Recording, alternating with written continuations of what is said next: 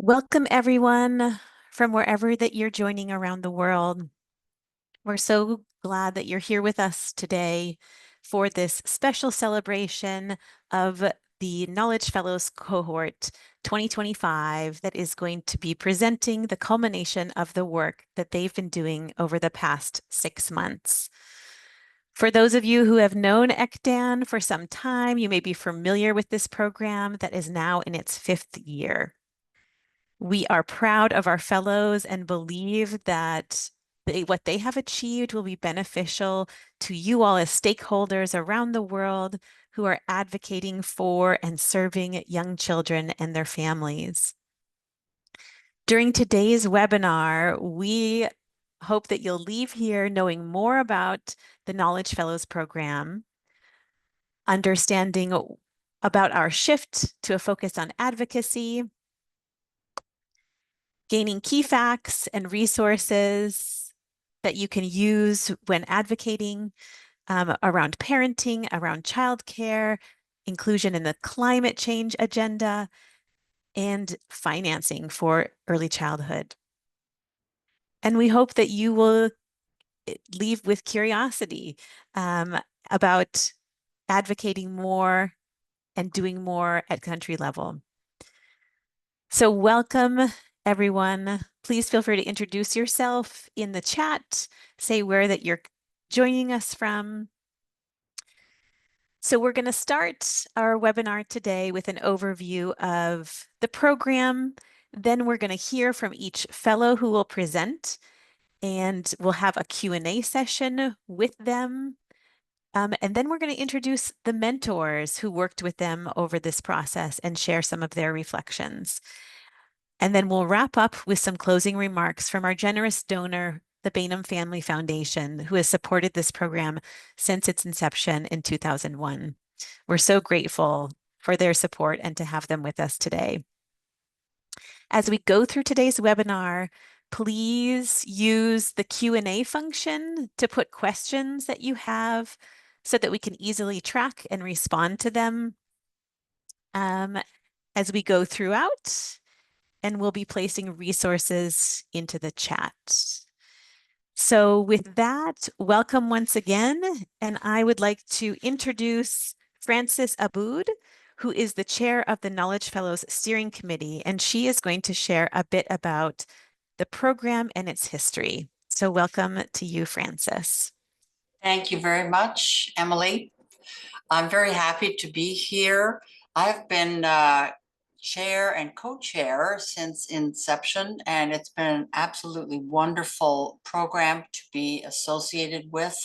It's wonderful to know the benefits for young people. So just to tell you a little bit about the program, it began in 2021 with support from the Bainham Family Foundation, as Emily said. It was initiated by Elizabeth Lula and Shekafe Zonji, and the aim was to create opportunities for early career, early child development professionals to receive mentorship, professional development, and networking connections. They worked on a project that advanced ECDAN's goals, and they were supported by mentors, of course. So there have been 5 annual cohorts with a total of 30 Knowledge Fellows, 20 countries. Oversight was provided by the ECDAN Steering Committee.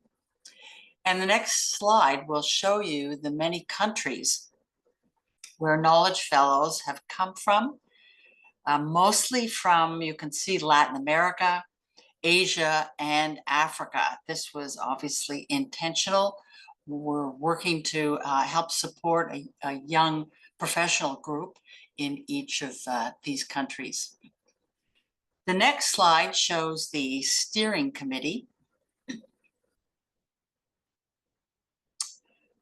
This is the current steering committee made up of these 7 people. They take their responsibilities very seriously, I have to tell you. The first steering committee was even larger and included Nirmala Rao, who you see there. She was co-chair at the time with me, but also people such as Aisha Yousafzai, Lucy Bassett, Stephen Lai, and Beatrice Matafali. We had many responsibilities, as you can see, but our most important was to select the fellows. There was always a huge number of very eager applicants, and we went seriously through each of them to pick ones that we thought were suitable for such a program. Next slide, please. This shows the structure of the program. There were 4 to 8 knowledge fellows per year. As you saw, they came from many locations around the world. Each was paired with a seasoned professional who was their mentor, who was an expert at that particular topic that they were to work on. They were also supported by the Secretariat. The fellows and mentors met monthly. It lasted for 6 months, and they were to work maybe 6 to 10 hours per week. They met twice a month with each other and with the Secretariat to share progress and build skills. And you will see that their outputs are on the ECDAN website. It's really wonderful to see the end products of these knowledge fellows. So I'd now like to introduce another steering committee member, Emily Guerin, who's joined the committee this year as we made a shift in the program, and she'll explain the rationale for the shift and what we hope will be the impact of this change. Emily? Thank you so much, Frances and Emily, for the introduction and the welcome to the team.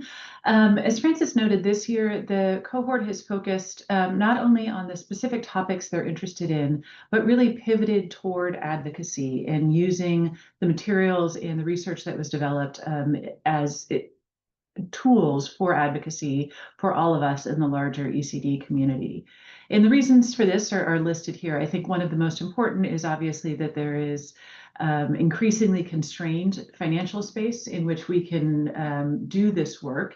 And it is important to make sure that there's advocacy for domestic financing to make the changes that we want to see in the policy space really clear and rooted in domestic financing, which is becoming more important than ever.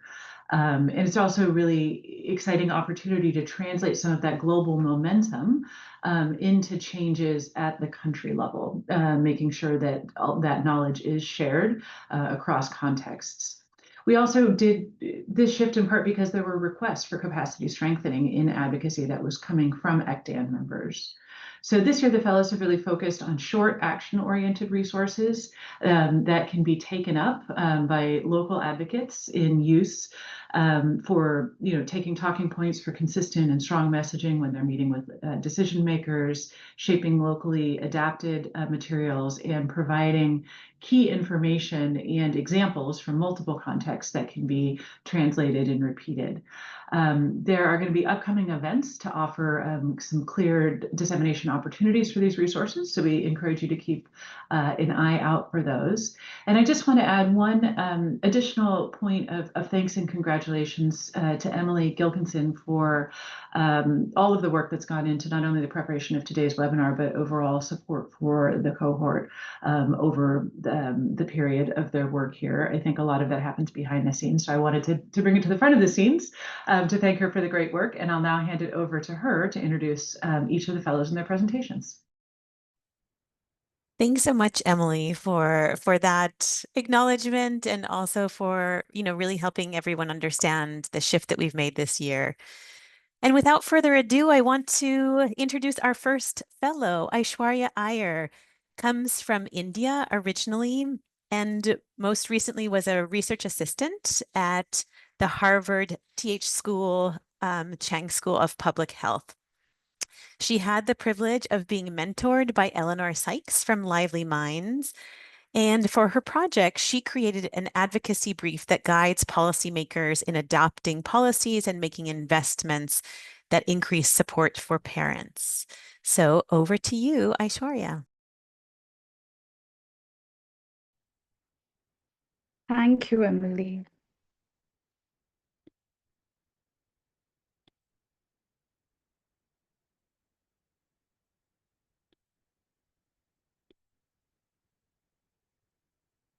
Okay.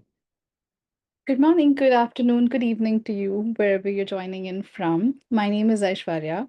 I am from India, and I've had the privilege of being mentored by Eleanor Sykes and developing this advocacy brief, which I'm very excited to share with all of you. Before we dive right in, I just want to take a moment for us to picture this. Abina is a young mother to a toddler in rural Ghana. Abina never got the chance to finish school.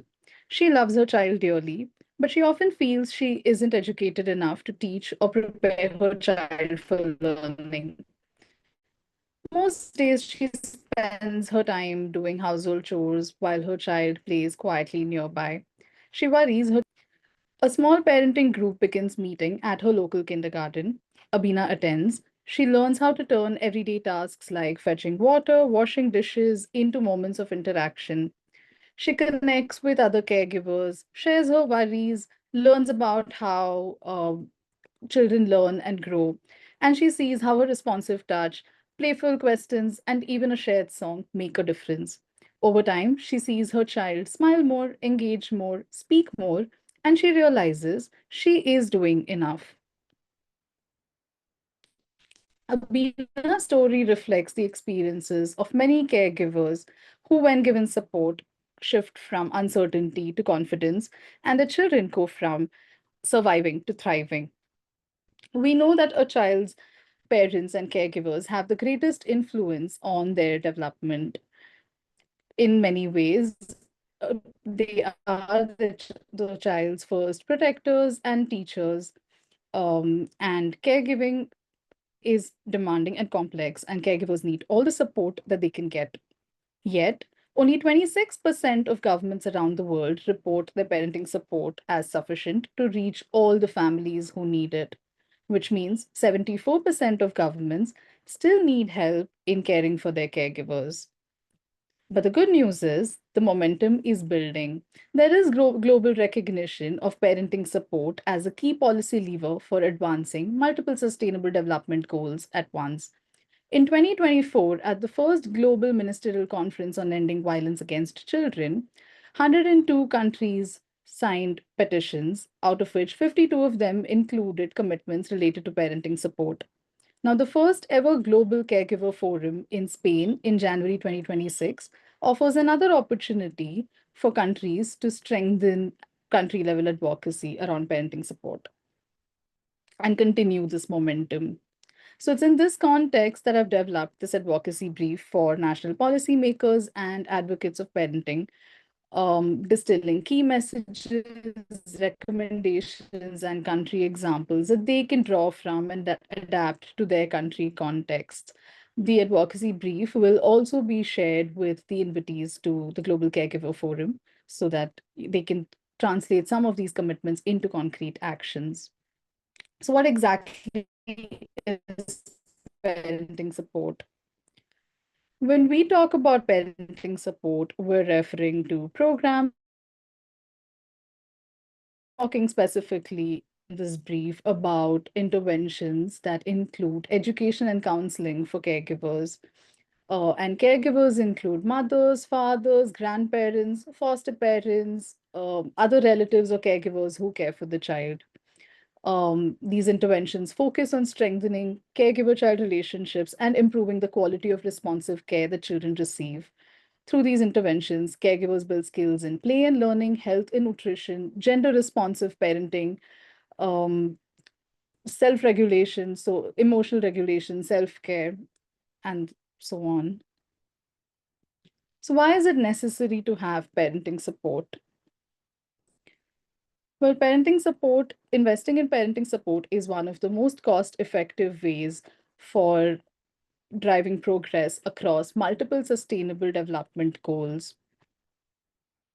And it has been proven effective across different contexts, including fragile and conflict affected settings. So, when parents receive adequate supports, families grow stronger and children thrive, showing better health, development, and education outcomes. And parents experience reduced stress and greater confidence in their ability to provide nurturing care. Violence against children costs $7 trillion globally on an estimate. And investing in parenting support is a cost-effective way of preventing violence, not just against children, but also against women by helping prevent child maltreatment, parental conflict, intimate partner violence, and separation of children from families. Parenting support can drive gender equality by engaging both male and female caregivers in caregiving tasks. And we know that engaging male caregivers in caregiving benefits the entire family. So it advances women's careers, enhances maternal health, and fosters gender equitable attitudes in children. Parenting support boosts children's education and future earnings and also promotes positive parenting practices across generations, leading to higher economic and social returns for countries. So, what does this look like in practice? Parenting education and counseling can be provided in many different ways, and these are just a few examples. We often need a combination of two or more of these to reach all families and address the diverse needs of children and of diverse needs of children across different age groups. So one approach could be building parenting education and counseling into existing services that families already use regularly, like health, nutrition, community health programs, social welfare programs, schools, preschools, and so on. Another approach could be using mass media and digital platforms to reach caregivers with parenting messages. And this could look like radio programs, TV shows, mobile applications, and social media platforms. For families that need additional support or are already facing greater challenges or risks, parenting support can be provided in a more individualized, intensive manner through home visits, um, peer mentoring programs, or other community-based programs. We've seen some very promising examples of what's possible from around the world. And so these are just a few.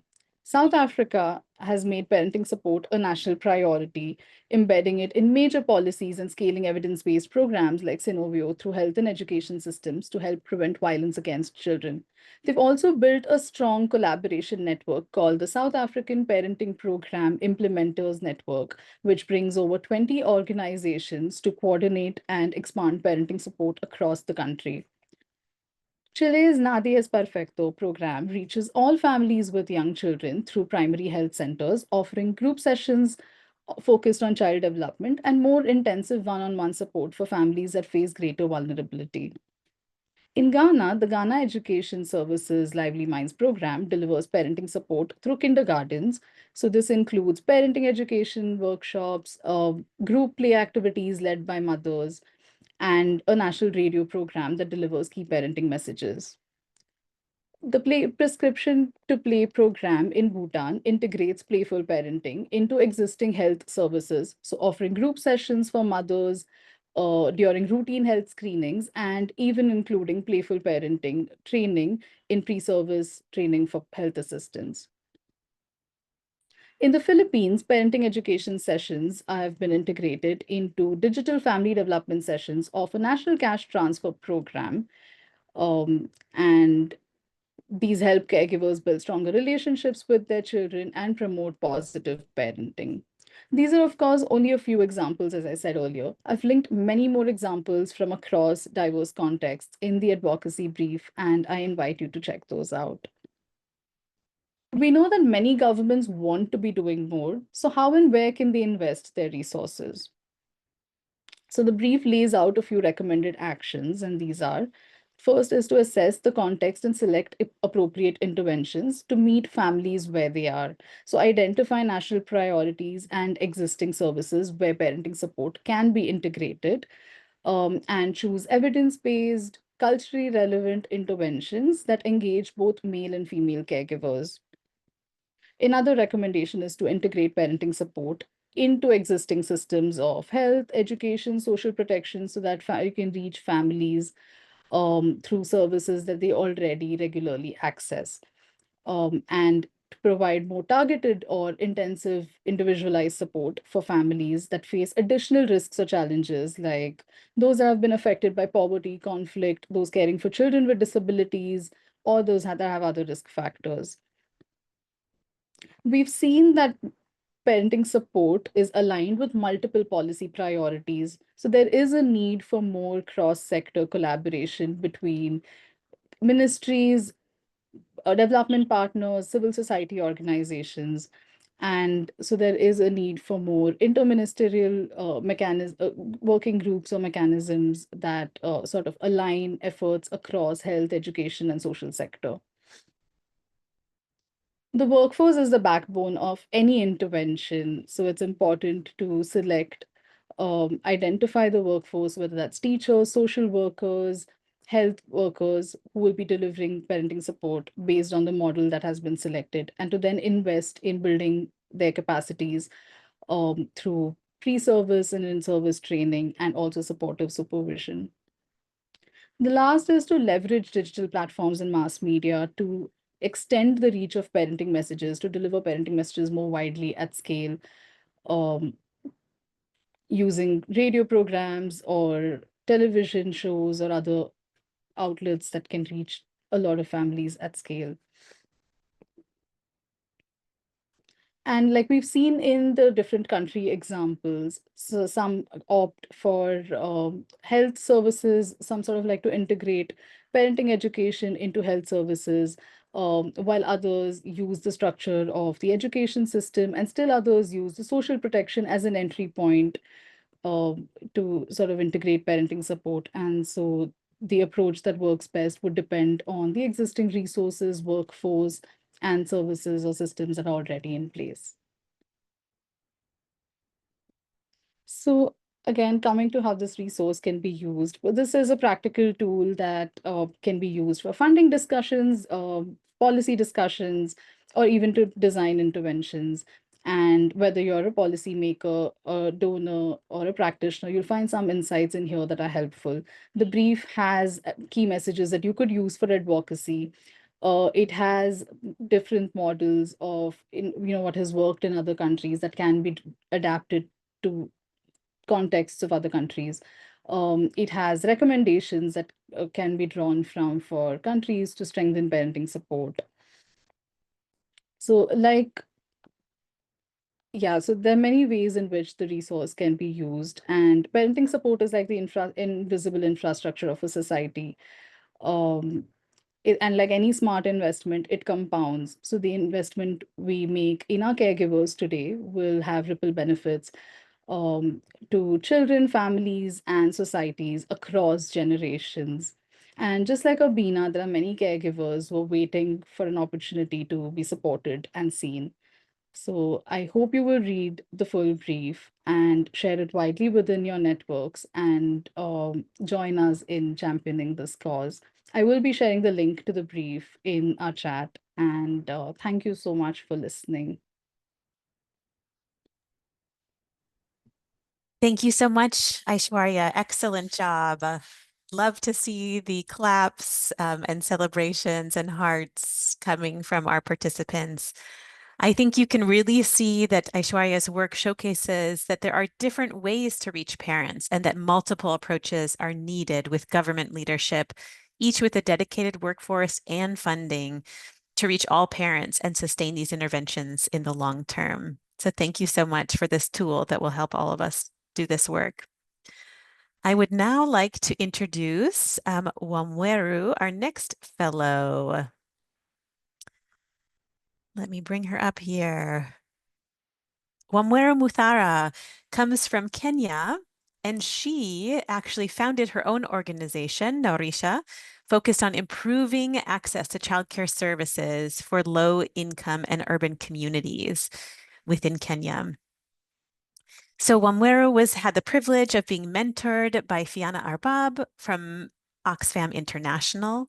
And for her project, she created an advocacy brief to guide policymakers in adopting policies and making investments that will strengthen childcare systems at the national level. So over to you, Wamweru.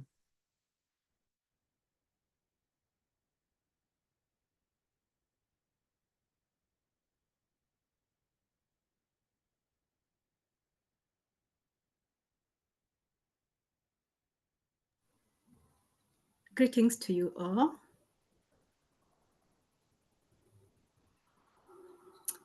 Yeah, my name is Wamweru Muthara. I am from Kenya, and I'm the founding director of Nawirisha, which is an organization that is working in the informal settlements of Nairobi to help improve quality of childcare services by co-designing community-led solutions in partnership with women informal childcare providers. I'm really excited to have been part of this program and to make this presentation to you. As you know, over 40% of children, young children across the world currently do not have access to high quality childcare. And yet affordable and accessible childcare, high quality childcare has shown to offer multiple benefits, like helping achieve optimal development in young children, realizing economic growth, gender equality, poverty reduction, returns on health, among others. The good news, however, is that recently global momentum for childcare has been gaining force.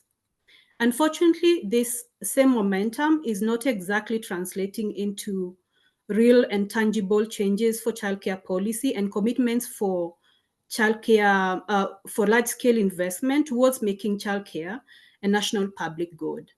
And that is why, with the support of my mentor, Fiona Arbab, and also in collaboration with the ECDAN Childcare Working Group team, I developed this childcare advocacy brief to support you in your amazing work, to be able to improve the work that you're doing on advocacy for high quality, accessible, affordable, and inclusive childcare.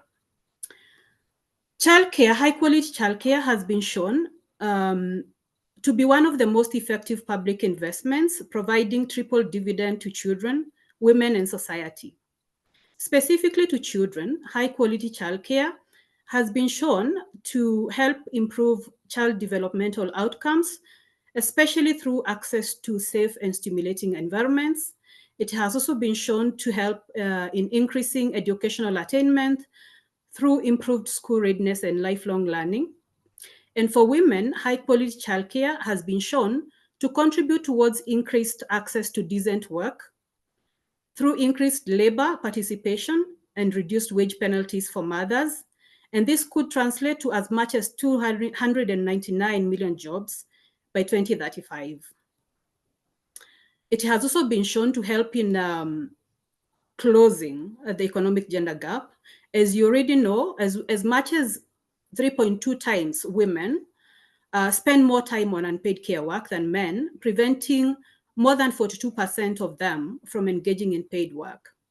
And for the society, high quality childcare has been shown to help in poverty reduction, particularly through securing stable and decent jobs, especially for women, and who most of the times through their incomes tend to channel them to their children, directly to their children's health and education.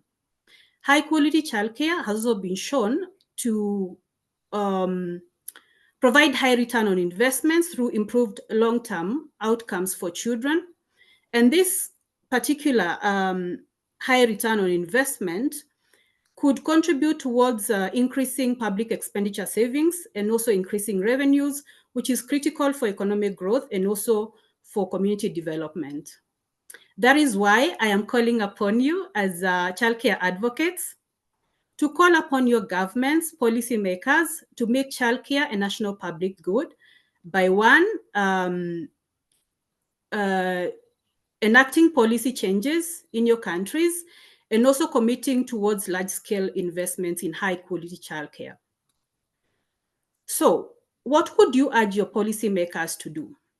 There are four key recommendations that you could urge your policymakers to do towards making childcare a national public good.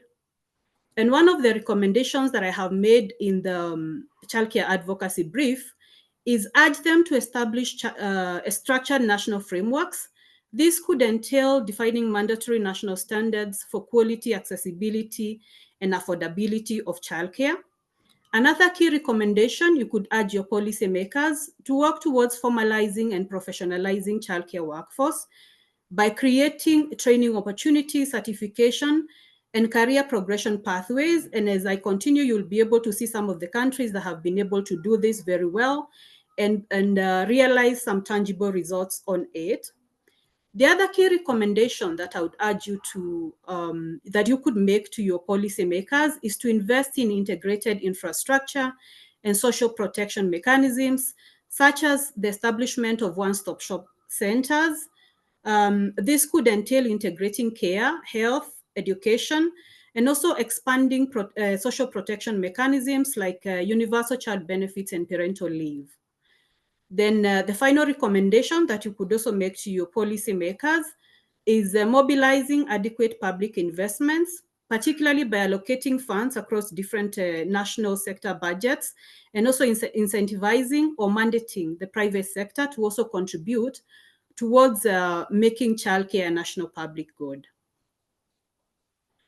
So the question would be, has there been any other countries that have done this or implemented some of these recommendations?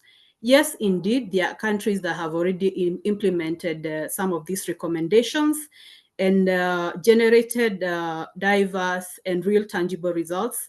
But the thing is, it is not a one-size-fits-all.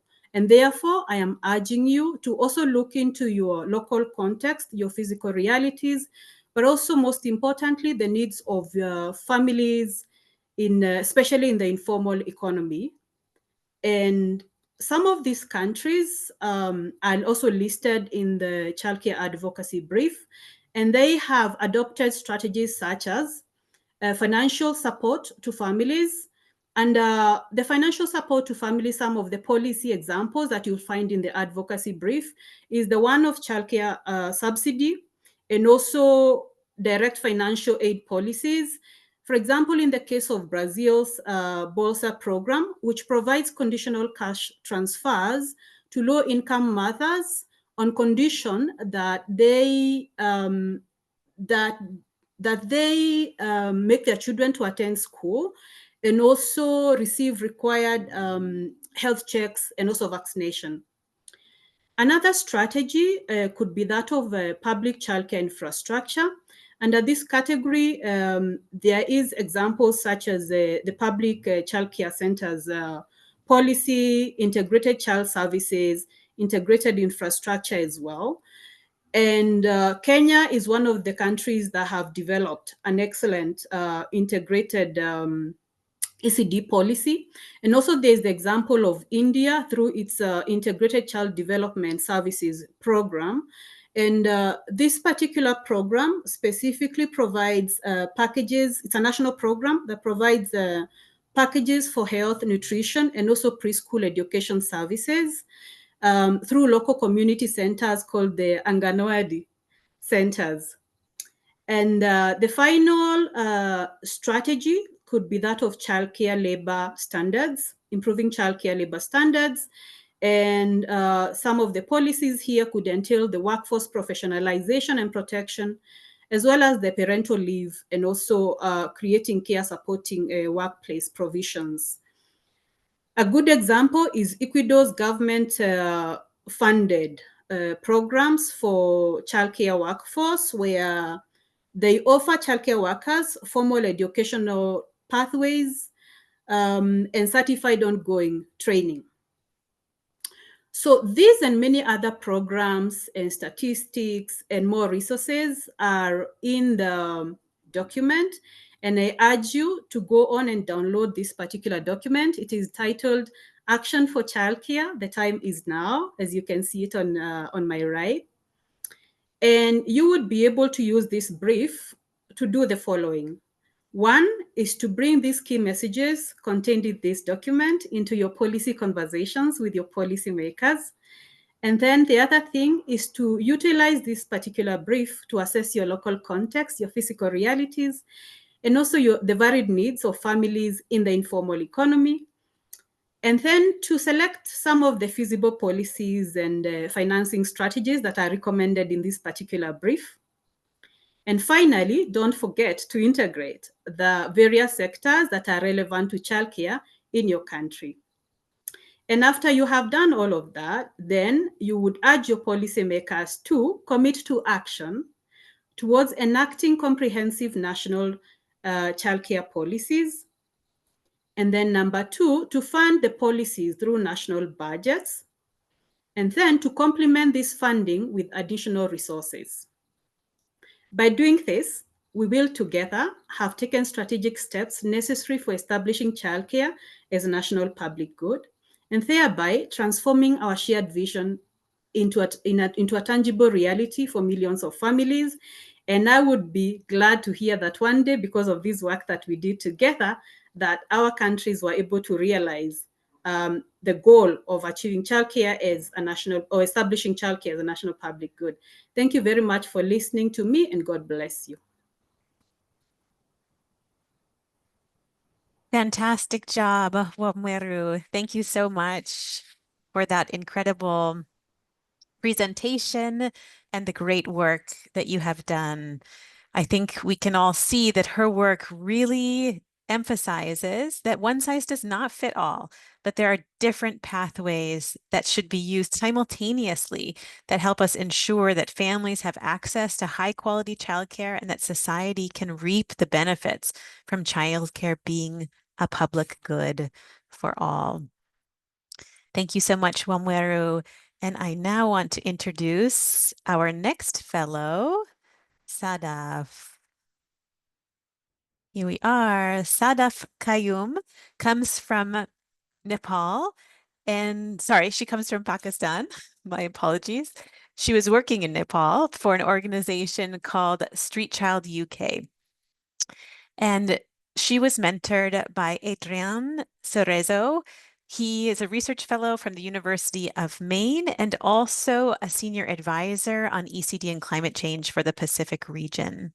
For her project, Sadaf prepared a brief that has key messages and specific recommendations that will facilitate country climate negotiators and action planners to integrate early childhood as a priority within their policies, plans, and financing decisions. So over to you, Sadaf.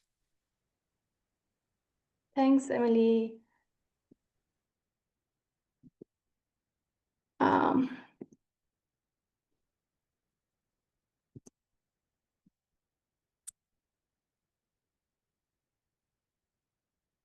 Hello, everyone, and welcome. Thank you for joining the webinar.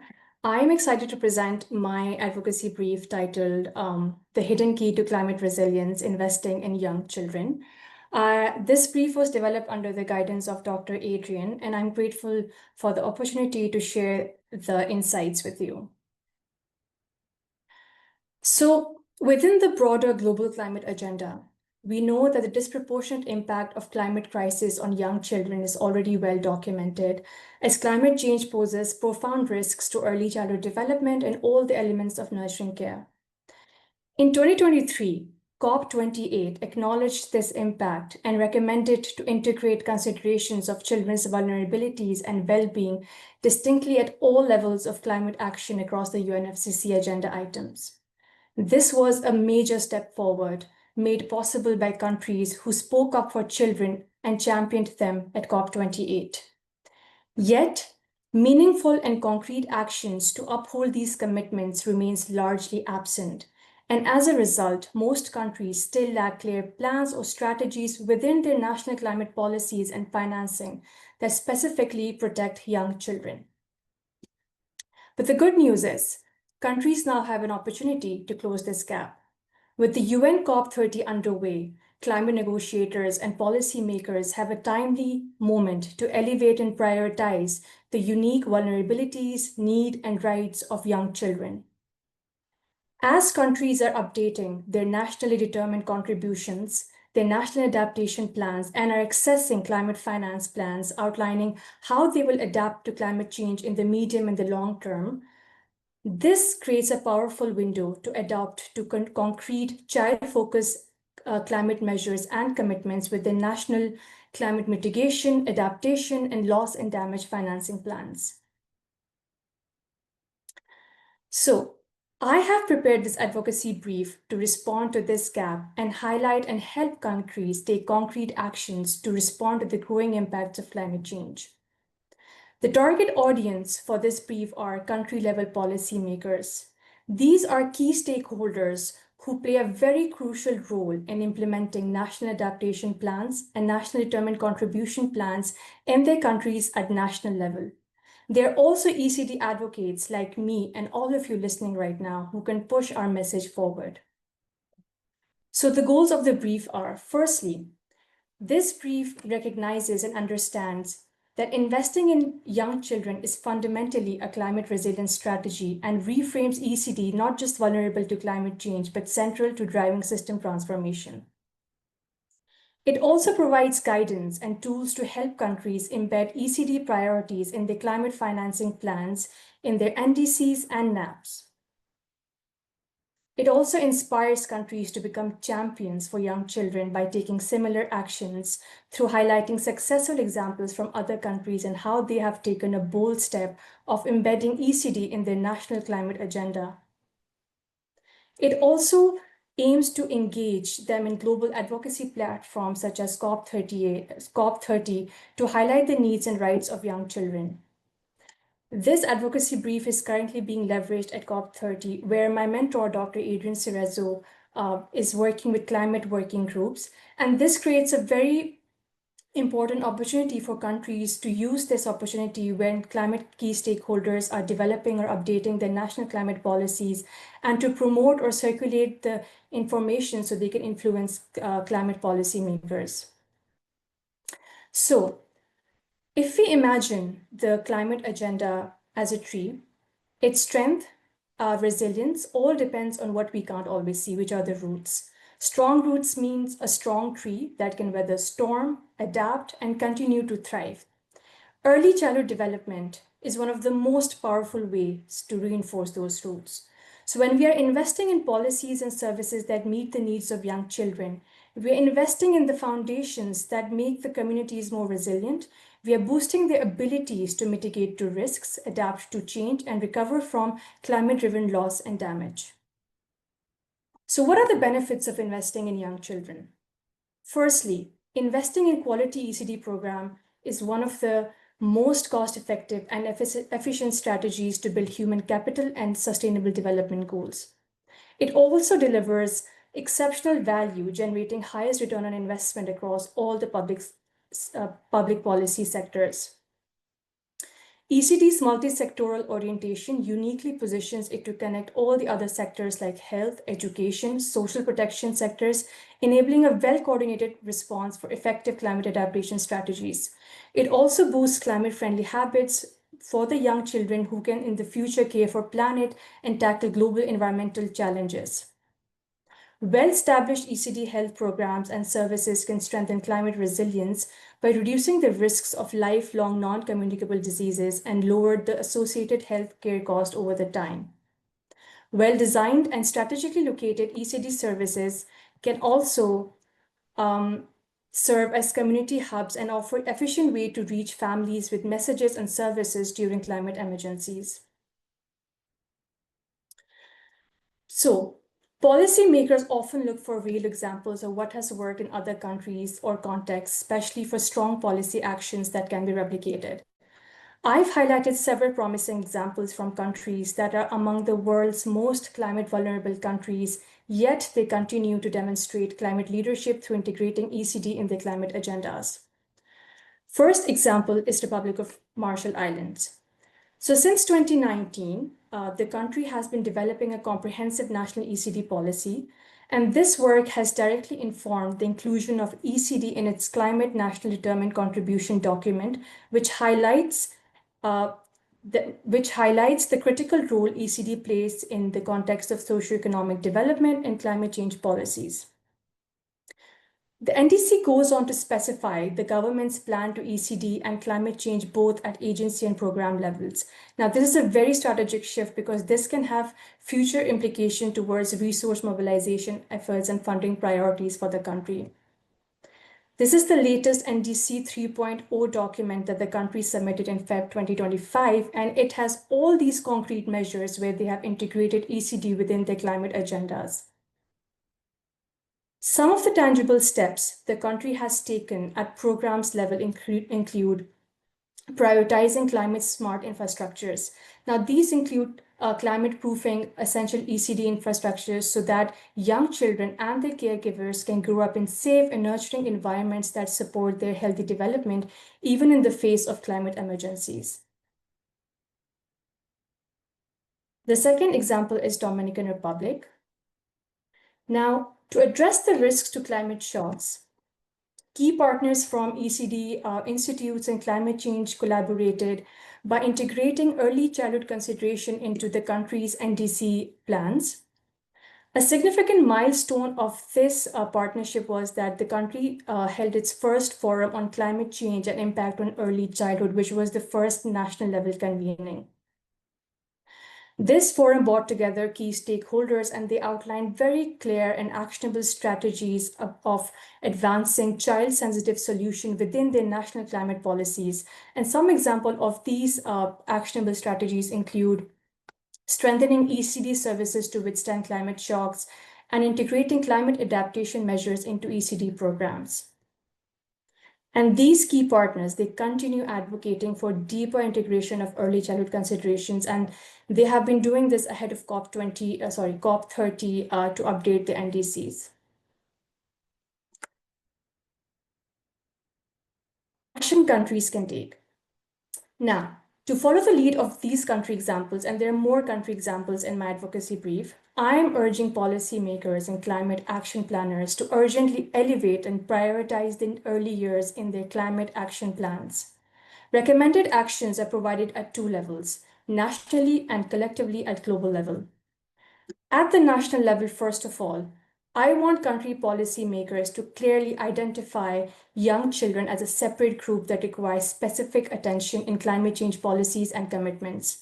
I'm also urging them to include comprehensive nurturing care services into their climate change policies, plans, and financing, and make sure that these commitments come with clear systems for tracking progress, reporting results, and holding institutions accountable for delivering them. They also need to make sure that the national and sub-national budgets provide enough funding for comprehensive nurturing care services, and this should be done through coordinated planning across all sectors and governments. They should use climate financing to construct and upgrade ECD facilities to be climate resilient, and these investments should take into particular account the various environmental risks to better protect young children and their caregivers during climate crisis. They need to expand and increase access to economic and social resources for families impacted by climate change. And these can be done through social protection programs such as income support and targeted cash transfer programs. These can be very vital because these can help families maintain stable early childhood care and education for their young children during climate-related emergencies. Lastly, at the national level, country policymakers need to ensure that ECD stakeholders are actively included in planning climate action strategies because their involvement can ensure that essential nurturing care services are effectively built into climate adaptation strategies.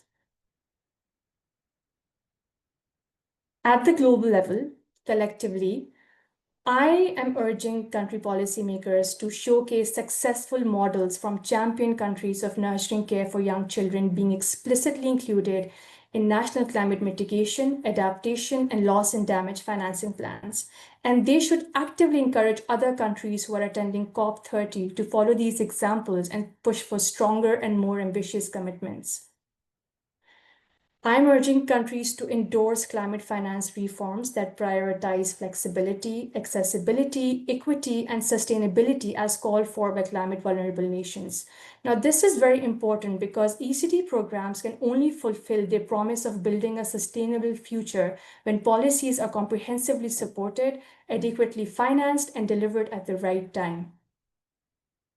I'm also calling them to advocate for allocation of grants to vulnerable countries to strengthen their capacity to deliver nurturing care and boost their climate resilience. When countries are setting goals for adapting to climate change, they need to promote the inclusion of age-responsive indicators in their global adaptation goals. And these indicators should take young children's unique development needs into account. For example, their access to safe childcare during climate disaster or proper nutrition, healthcare, or opportunities towards learning. Lastly, at the global level, they should support the ongoing expert dialogue and the continuation of these expert dialogues on early childhood and climate change at various international climate policy meetings. Lastly, I would like to restate that we have long understood, and there's ample amount of evidence that shows that early childhood development lays the foundation for long-term climate adaptation for families and communities. There's ample amount of evidence out there, and we have major opportunities through climate processes like COP30 and other major platforms and emerging financing mechanisms to put this evidence and knowledge into action and use these opportunities effectively. Lastly, to all the ECD advocates listening to this presentation right now and worldwide, please use this brief to engage with your climate planners and policymakers and get involved in the process and highlight the benefits of ECD. We need to reframe ECD not just vulnerable, but as a very powerful and cross-cutting strategy that's central to building climate resilience and driving system transformation. Thank you so much. I'll be putting the link to my advocacy brief in the comments, and I'm hoping to hear your views. Thank you. Fantastic job, Sadaf. That was really powerful. I think that you really made the argument very clear that investing in young children is a climate resilience strategy, and now is really the time to take this knowledge and put it into action. And I can say that Sadaf's mentor, Adrian, is right now at COP30 doing that work with negotiators. So fantastic. Thank you so much. I now want to introduce our last but not least, of course, fellow, Karen. So welcome, Karen. Karen Noskova comes from Slovakia, and she serves as a program manager for the Volkswagen Slovakia Foundation. She had the privilege of being mentored by Joanna Juzon from Genesis Analytics. And Karen's project had two parts. One was she was looking for evidence of what we already know about early childhood investments that are being made in specific countries, and then to translate that information based on the literature into an advocacy brief that summarizes some of the lessons learned and recommendations for how we can strengthen early childhood financing. So over to you, Karen. Thank you, Emily, for that very kind introduction.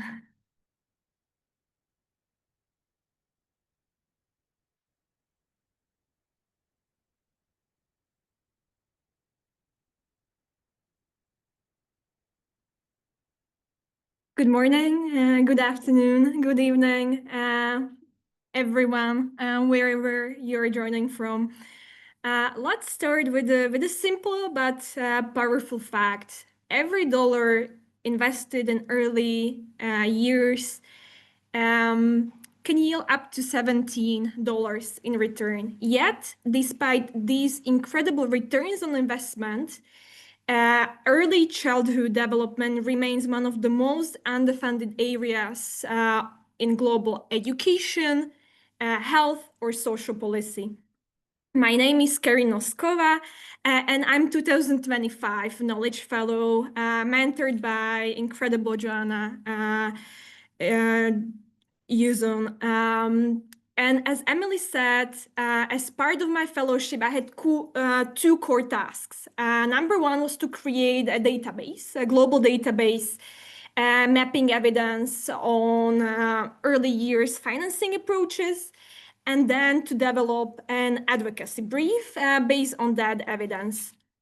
So the database provides really the foundation of the evidence, and the brief translates that evidence into actionable recommendations for policy and practice. This work is really timely as we prepare for 2026 Global Technical Financing Forum and 2027 International Finance Summit for Early Childhood, where really financing commitments will be front and center of the discussion. So the brief was designed for diverse audience. It was designed for policymakers shaping national funding systems, donor agencies and foundations seeking evidence-based strategies, and for civil society and researchers advocating for inclusive and sustainable financing. So what was really the purpose? It was to really address a major gap.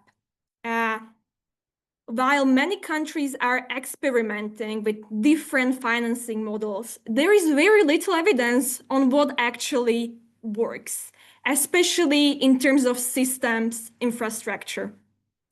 So really, my goal was to generate insights, what informs effective and equitable financing approaches, and to really provide evidence ahead of these upcoming global forums where financing commitments will be discussed. So really the main message is very clear. Governments must move beyond fragmented efforts and commit to long-term inclusive and sustainable financing systems. It is not just technical, it is a political and a financial imperative. So really to understand what works, I reviewed 49 publications, really ranging from global reports to peer journal articles, covering over 50 countries all over the world, from Latin America to South Asia, Africa, OECD countries as well. But the findings are surprisingly quite similar. Number one, the comprehensive data systems are lacking. Few countries really track early years financing comprehensively.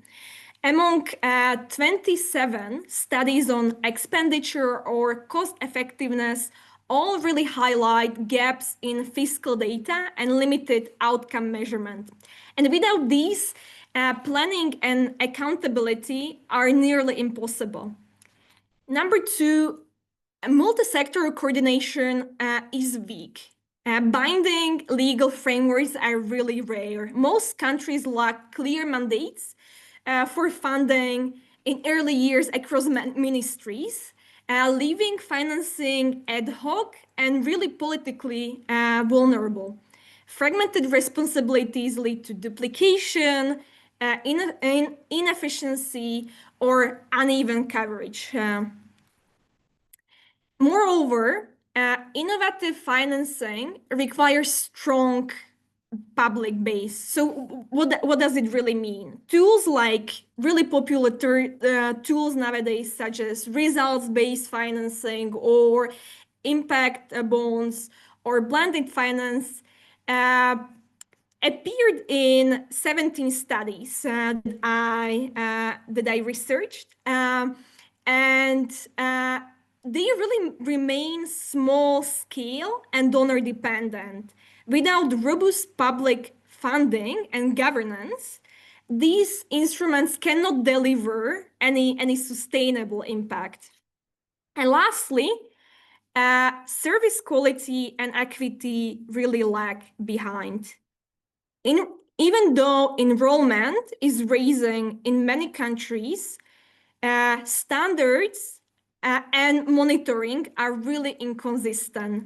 Rural and low-income children are often left behind, and quality is not guaranteed or cannot be guaranteed without workforce development and strong regulation. So really the key takeaway is that even though there might be diverse financing pathways, they are often fragmented and inconsistent. And this leaves very persistent gaps in quality, equity, and sustainability. However, despite these challenges that I presented, there are still some inspiring examples. I would like to share two today. One is from Peru. and regarding institutionalizing ECD through legal and multi-sectoral reforms. Peru Kumamas program launched in 2012 and provides home visits and community childcare for vulnerable families. Crucially, it is embedded into national legislation and linked to health, education, and social protection programs and systems. And really, results show that children in the program had improved nutrition, cognition, and there was increased caregiver engagement. Yet, regional disparities still persist, and fiscal pressures threaten the sustainability. So Peru really shows that legal mandates and multi-sectoral governance can anchor really important reforms that are then based of the financing systems, but continued investment and quality and equity are and should be essential. And the second example comes from Africa. Regarding expanding access through targeted subsidies. South Africa increased enrollment for low-income children through subsidies to early childhood centers. And many centers now offer integrated services, early learning, nutrition, health, and also social protection schemes are in place to support families. But challenges still remain. Again, some rural centers often lack infrastructure, materials, and trained staff. And coordination across government levels is fragmented. So really, the lesson stays the same, that targeted investment works. But sustainability and equity require stronger governance and long-term planning. But really, these cases prove that strategic investment, works. But still, long-term stability remains unfinished business. You can learn more about these or other country examples in the brief. So what should governments do? The brief outlines 4 key recommendations. Number 1 is to really secure public funding. It is important to embed ECD services into national and municipal budgets and really strengthen intergovernmental transfers to promote equity. It is important to use innovative finance and private finance as well, like social impact bonds or blended financing I talked about, but it is important to do so strategically and never to use it as a substitute for public funding. It should supplement the public funding. Number 2, it is important to balance expansion with quality. Scaling services matter, and it should be the goal, but only if we invest in workforce development, inclusion, and quality standards. Financing models should really fit into local, political, and economic context. Thirdly, it is important to institutionalize coordination governance, to create formal mechanisms for cross-ministerial collaboration and to write clear mandates into law and policy to ensure accountability and reduce duplication. And lastly, it is important to strengthen data and accountability systems. It is essential to track total and per child spending, assess equity and quality, and to link investment with outcomes. Disaggregated data are essential to ensure transparency and really evidence-based decisions based on equity. Financing is not about money. It's more than money. It's about strategic, accountable investment that reaches every child. You can access the full brief here, but I would like to close with this thought. Financing in early years, as I talked about today for a number of times, is not just technical exercise. It is a measure of government's commitment to its people. And every dollar invested in early years strengthens the social fabric, fuels economic growth, and even breaks cycles of disadvantage. So these investments really create healthier, more educated, and more productive societies. But today, financing for young children remains still fragmented, short-term, and vulnerable to political shifts. And we cannot afford to keep treating early childhood as optional add-on. It must be embedded into national strategies, legal frameworks, and core budgets with clear accountability and sustained commitment. So the upcoming Global Technical Financing Forum in 2026 and International Finance Summit for Early Childhood in 2027 are critical opportunities for governments and partners to move beyond these promises that we heard a lot about and to make bold and systemic commitment. This brief and the accompanying database provides actionable evidence-based guidance to identify some promising models and to drive transformative investment decisions. Together, they aim to really spark discussion that can maybe lead to long-term inclusive financing models that leave no child behind.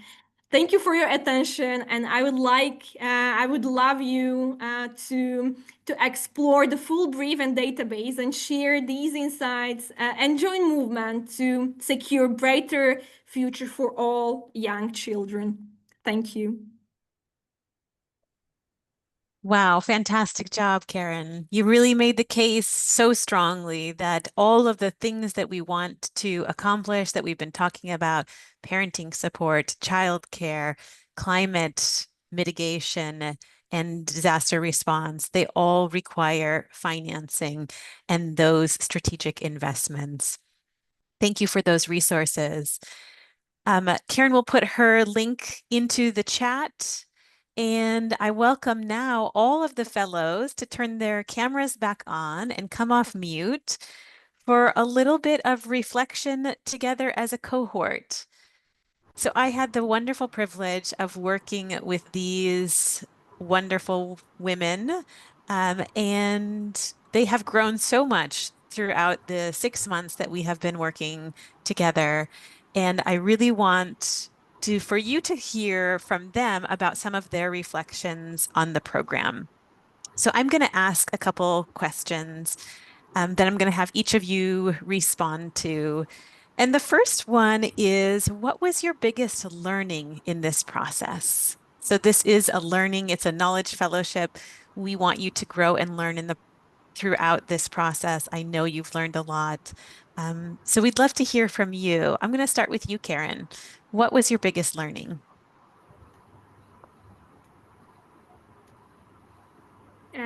Yeah, thank you for the question. I was thinking a lot about that, but initially, when I was thinking about financing in early years, I was thinking about different financing mechanisms and really try to operationalize the term and understand how to categorize it. But at the end, I learned that it's to a large extent about the system and about the difficult but really important advocacy work that comes after, and that can really make the impact that we are hoping for.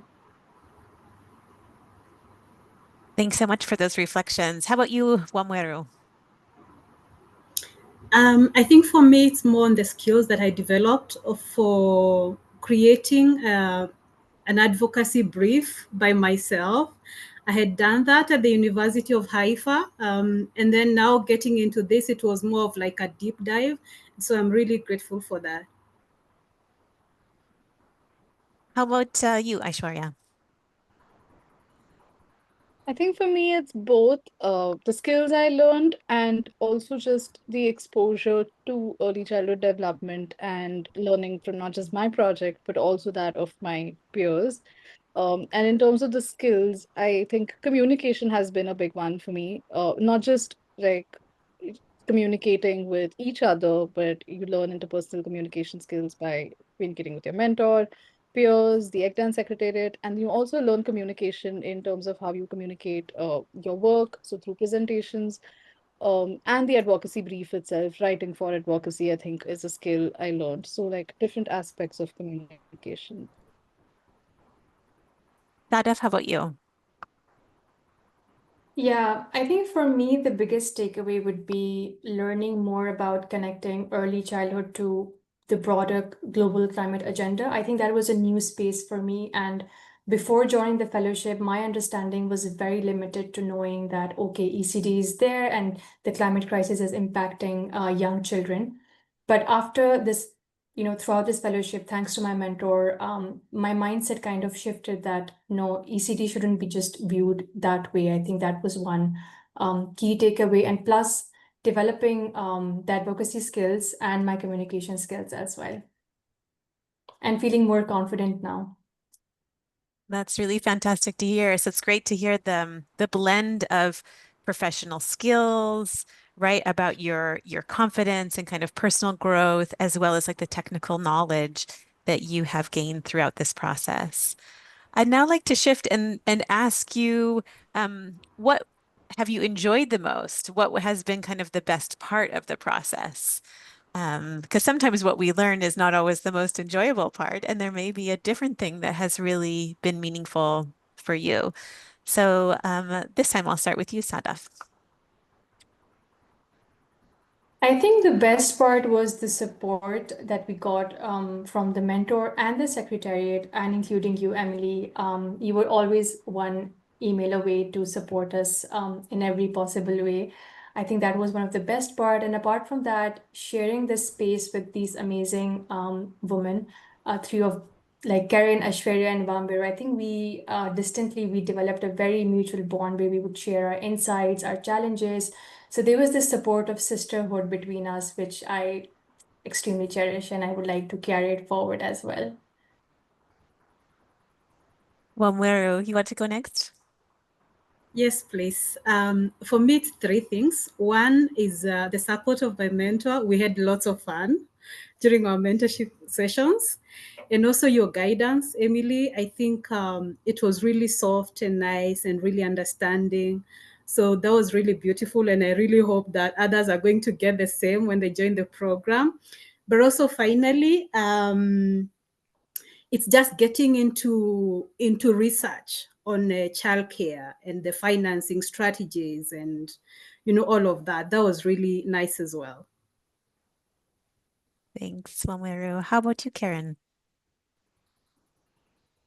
I think I just have to second what Sadaf and Van Veer said. So for me, it was maybe two main things. Definitely the sisterhood that we managed to build with the girls was on a personal level, really to that helped us to go through some challenges that we encountered, but also on professional. So we practiced together and we're able to receive very nice peer feedback. And then it was really my mentor Joanna. I felt really honored to work with her because I really value her professional experience and knowledge. And I think all of this wouldn't be possible about you without you, Emily, because I think you kept everything together and in order in a good way. So thank you for that. Thanks so much, Karen. Aishwarya, how about you? Um, everybody's already taken everything I thought, but I think it's all of this for me. I loved our cohort meetings. Emily, I think you made that a really good a fun space for us, a very safe space. So I loved those. And I think I'm going to miss the cohort meetings now that they're going to be over.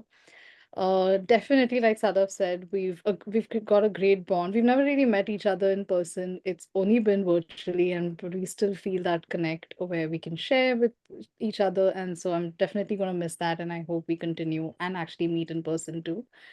Um, and I've also enjoyed my meetings with Eleanor, my mentor, which again I'm going to miss because that'll end too. So I think I've enjoyed all aspects of the fellowship and even writing the brief itself, which I think was a great experience. Now I'm beginning to Thank you so sound much. sappy. No, I think it's lovely to hear because part of what we want through this fellowship, right, are those relationships, and that these relationships that you have built with each other, with us at the Secretariat, with your mentors, even as the fellowship is ending, these relationships continue. And there's a foundation now of trust and connection and mutual interest and respect that you can draw on as you continue to grow as professionals and as humans in the world doing hard work of life and of trying to make the world a better place for young children. So thank you so much for sharing those reflections. I want to make sure that we have time to hear from your mentors as well. So we're going to close this. We're going to close this portion. But again, if you still have questions, you can still put them in the Q&A. We still have some time that can try to respond to them. So I'd like to welcome Emily Garin from the steering committee is going to facilitate our mentor panel. And we've got Eleanor Sykes and Fiona Arbab, as well as Joanna Juzon joining us to share their perspectives as mentors. So welcome you all. Thanks so much, Emily, and all the fellows for your really great presentations. I am really glad you had such a great cohort experience and hope that you're able to continue it as you go forward. I'm going to invite you to the mentors now to maybe introduce themselves and while they're at it, maybe say what it is that got you excited about mentoring this year and this cycle of folks. Maybe I saw, Eleanor, you pop up on my screen first, so I'll let you go and then hand it off. Hi, thank you, Emily. Hello. What interested me, so I am an early years teacher by profession, but have been working now in international development or education for the last few years. And Brett mooted this idea to me after we'd sort of become acquaintances through ECDAN. And I have to be honest, my first thought was me, right, okay. But I've you try to say yes to things, and I sort of was having internal panics. But luckily, Emily's deft management meant that I was paired with Aishwarya on an advocacy perspective that I have experience of as a teacher myself, which is parenting and the impact that they can have. And it's been a thoroughly enjoyable experience, I have to say. I would think that in terms of learning, it's been very 50-50. I have learned an enormous amount from Aishwarya, but that's what should happen in any partnership, really. And I certainly didn't go into it expecting to have all the answers. And sometimes we would just sit there thrashing something out and trying to do that so what activity to really get to the heart of what the message was that Aishwarya's hard work was trying to get across. So it's just been a really enjoyable relationship for me. And I hope for Aishwarya too. And thank you, ECDAN, for providing the chance to do it, because I've been exposed to thinking and ideas and research that I didn't know about. And the organisation that I'm currently working for, Lively Minds, which focuses on parenting, has been able to be part of something wider as well. So it's been all round lovely, for want of a better word. Thank you. Excellent. Fiona? Yeah. Hi, everyone. I'm Fiona Arbab with Oxfam International's DC advocacy team. And it is directly relevant to why I was excited to join as a mentor to this fellowship and work with dear Wamweru side by side as she developed the advocacy brief. So as the DC advocacy team, we specifically are based in Washington, DC, because we target international financial institutions. And namely, I have been working with ECDAN to target the World Bank's new childcare initiative. I guess it's not new anymore. It's been about 4 years now. Feels new. It still feels new. It is still developing, and it is still relevant. Our advocacy messaging that we developed side by side with ECDAN. So this opportunity came at a time when, unfortunately, with my advocacy priorities having to shift internally, facing the World Bank, it interested me to still invest time and capacity towards continuing the progression of this work, and continuing to build the advocacy space, capacity, the sector towards national public childcare. It is something that I am deeply passionate about and committed to. So when this opportunity came up, it was very exciting for me on a professional level, because it allowed me to kind of, on the side of my day-to-day work within Oxfam confines, to continue to still be able to contribute to the progress on this work. And then turns out that my mentee I was assigned is Wamweru, who I actually had worked with 3 years ago for this advocacy work, in fact. So it was a double bonus opportunity to continue to build on that relationship that I had established when I first started with Oxfam. And I think we have established a pretty beautiful friendship through this mentorship opportunity. And similar to Eleanor, I think it's been a 50-50 learning. And for me, it's been more a reflective practice on my side. Having Wamweru, contribute such brilliant analysis, highlighted for me some of obviously gaps in my own knowledge, but also exciting identification of where this advocacy work can go moving forward. Yeah, so it's just been a great privilege and a pleasure to work with someone who is still considered a young professional, but so wise beyond her years. And yeah, I look forward to continuing to maintain this relationship, and yeah, see what comes. That's exciting. I love the cross-fertilization. Joanna, I think you are our last of the mentors on the group. We'd love to hear from you about what got you inspired or what you learned and enjoyed most about the process. Thanks so much, Emily. I mean, it's been an amazing opportunity, and thank you so much for ECDAN for facilitating it. But for me, I think that the biggest draw was sort of how to translate and also demystify early childhood education and development financing, which seems like such a sort of often heavy and technical topic, quite abstract to quite a lot of policymakers and actually people working in this space, starting from government partners to NGOs and to advocacy and people working in the advocacy space as well. So turning kind of this quite sometimes inaccessible knowledge into something more accessible and meaningful for broader policy audiences has been a real draw, and I think this fellowship and working with Karen through breaking down those issues has been a brilliant lesson for me, and I hugely enjoyed discovering different sort of layers of academic writing and publications that I actually I've known a lot of them, but not all of them. So it's been a great source of learning for me as well. It's I think fundamentally the mentorship has been a huge opportunity to sort of help to shape how others across the space sort of engage with the topic of financing and how do we communicate this crucial issue effectively. So it's been a great journey, and thanks a lot to Karen for also teaching me a lot in this journey.